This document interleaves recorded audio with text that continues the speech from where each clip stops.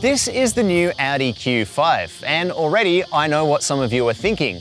Hang on a minute, doesn't this look like the existing Q5? And you're not entirely wrong. The changes from the outside at least are pretty subtle. But rest assured, this is a comprehensive facelift. There's a lot more going on underneath this car and in the cabin that Audi hopes will keep it competitive with its premium rivals. We're going to take a closer look, but before we do, remember you'll be able to read the full updated Q5 range review over on carsguide.com.au. And if you are watching on YouTube and enjoying our videos, remember to hit like, remember to hit subscribe, and remember to hit that bell notification icon just to stay up to date with all of our latest content. The Q5 range for 2021 will start off with 3 variants, and Audi has switched up the naming conventions this time around. The base variant is now simply called the Q5. It can be chosen with either a 2-litre turbo diesel 40 TDI engine or a 2-litre turbo petrol 45 TFSI engine. And while it's slightly more expensive than the outgoing car, equipment levels have also taken a significant hike. There's full LED lighting, finally the brand has gotten rid of xenon headlights, and the plastic guards from the previous base car have also been dumped. The mid-grade car is called the Sport. It can be chosen with the same 2 engine options as the base car and mainly adds more premium items into the mix, including 20-inch wheels, a panoramic sunroof, auto-dimming rear wing mirrors, and a slew of other stuff on the inside which we'll get to later. The range will eventually be topped off with the S-Line, with the price listed on your screen. That car is powered by a diesel V6 only and comes with a more aggressive look, but isn't set to arrive until later in the year. Price-wise, Audi has intentionally placed the Q5 as a value offering against its nemesis SUVs from rival Germans. The equivalent variants in the Q5 range all have starting prices lower than that of the Mercedes-Benz GLC or BMW X3.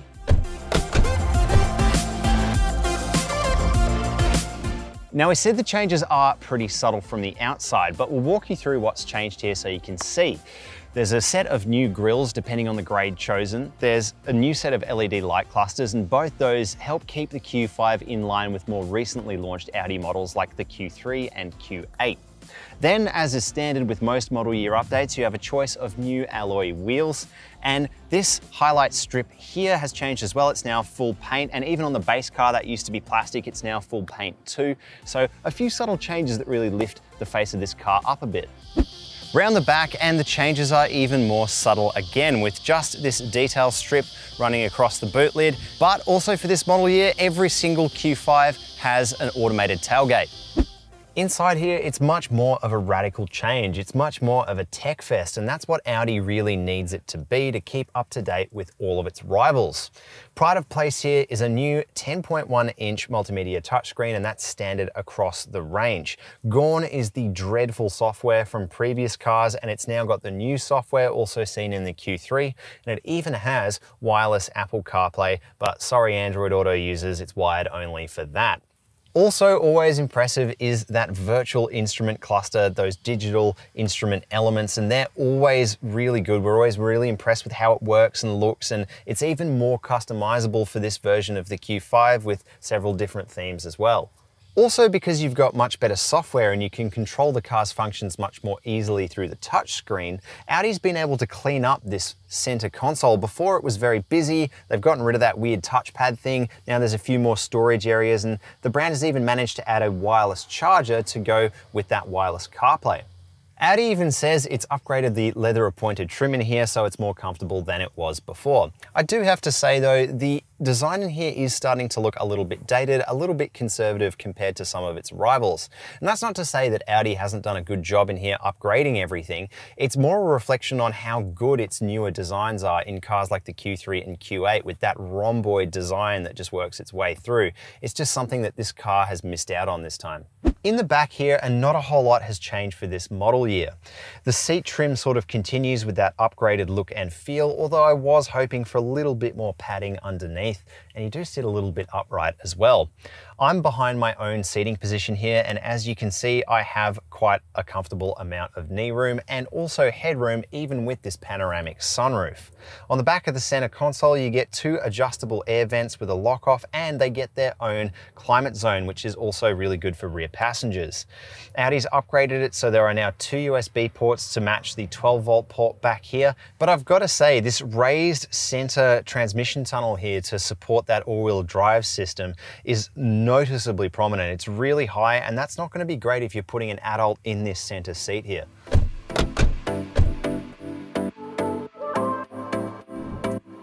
Practicality is generally great with large bottle holders in the front doors, a big center console with that adjustable wireless phone charger, and that hides two more bottle holders underneath.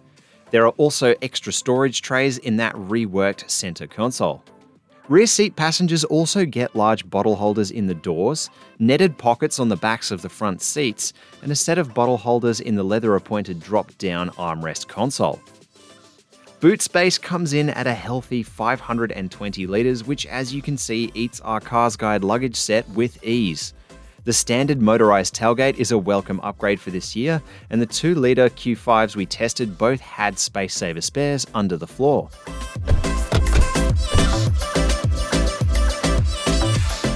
To finally cover off this car's changes for the 2021 model year, the engines have received a bit of a tweak. That 2-litre 40 TDI diesel engine now has a smidge less power, while the 2-litre 45 TFSI petrol has received a mild upgrade. Both now have what's referred to as a mild hybrid system, featuring a 12-volt lithium-ion battery, helping to boost the starter motor, smoothing out the stop-start system, and increasing coasting time by switching the engine off at higher speeds. Both feature 7-speed dual-clutch automatic transmissions. The S-Line, which we didn't sample as part of this test, has a tweaked 3-litre turbo diesel V6 with a more powerful 48-volt mild hybrid system, so stay tuned for a future test of that. All Q5s are all-wheel drive by default and send drive to all wheels instead of just the fronts most of the time like some on-demand systems. Audi says the system only switches down to two-wheel drive in the most ideal of circumstances, like when you're coasting on the freeway or asking for very little throttle. So, what's the new Q5 like behind the wheel? Let's find out.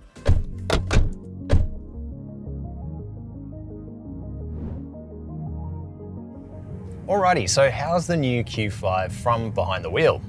Not a whole lot has changed, I'm going to be honest. It's pretty much the same drive experience as the pre-facelift model, but what's important about the new 2-litre engines is they have what Audi calls a mild hybrid system.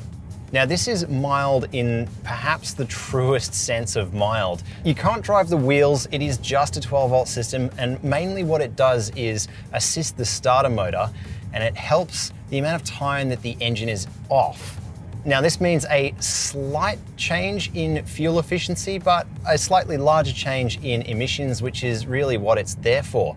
But it does mean that those transitions between when the engine's off and on, the sort of stop-start system, which it now uses more frequently, are smoother. Especially here in this petrol model. The diesel that we drove yesterday also has the same system, although I was still finding that the diesel would be quite laggy to start up again at T-junctions and red lights and such. Again, with the rest of the drive experience, it's largely the same, but the steering I especially like in this car. You've got a few modes to pick from. You've got comfort or dynamic, which is sort of your sport mode. It does have a bit of an artificial character to it. It does feel artificially light in comfort and artificially heavy in dynamic, but I think it suits the character of this car well because it isn't really fun and sporty and springy in the same way that the new Q3 is. It's more of a long distance family tourer, so I think comfort mode suits it really well.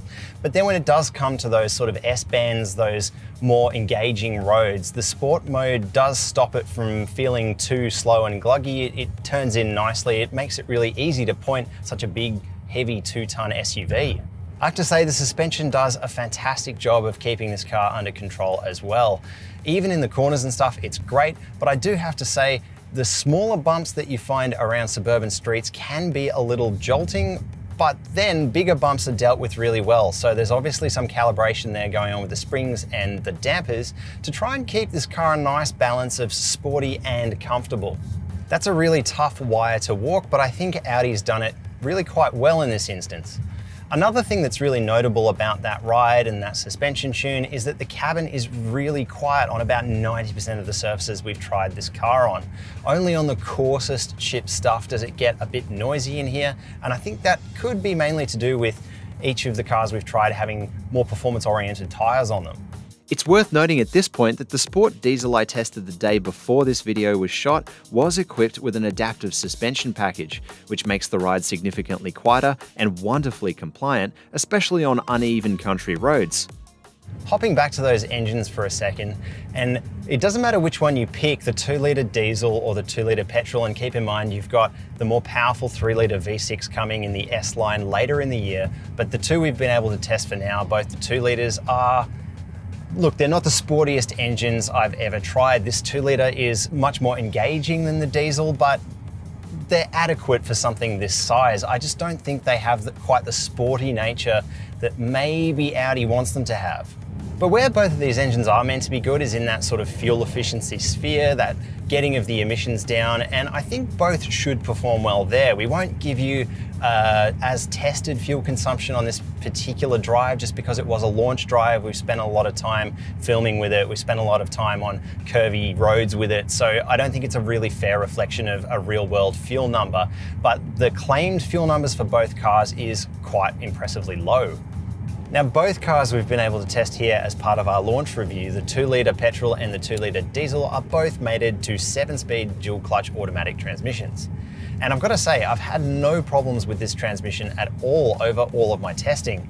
It's really smooth to switch between the gears. It doesn't throw up any of those typical problems. There's no lag. It doesn't even catch or stay in that dynamic sports mode, and I found that to be particularly impressive. The only issue you might hit with that diesel engine in the transmission is that dollop of turbo lag that's served up initially, and really it's only going to bother you when you get stuck at T-junctions or at red lights, as we've already mentioned. The impression I'm left with overall in this car is that it is more suited as a bit of a family tourer. You know, you've got that adaptive cruise control, especially in the sport grade that we've got here, which makes it really compliant on freeways. The sport mode is particularly impressive if you do need to tighten things up in the S-bends. But overall, the little tweaks that Audi has made to this car do make it slightly nicer to drive in pretty much every way.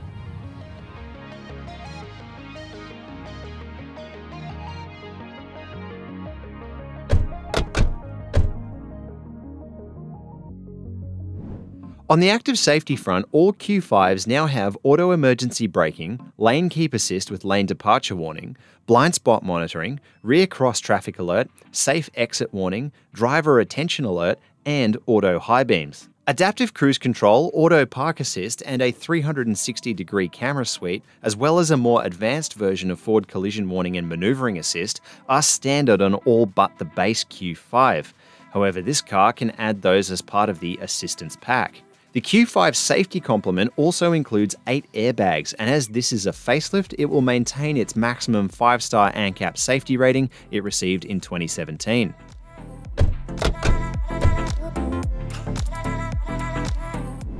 Unfortunately, Audi persists with a 3-year and unlimited kilometre warranty, even as its key Mercedes rival moves to an industry-standard 5-year and unlimited kilometre promise.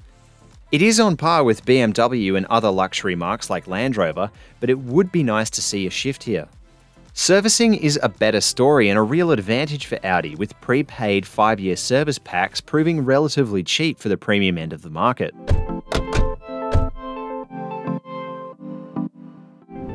My overall impression of the new Q5 is that Audi has worked largely behind the scenes to tweak little details that add up overall for a more appealing mid-size luxury SUV package.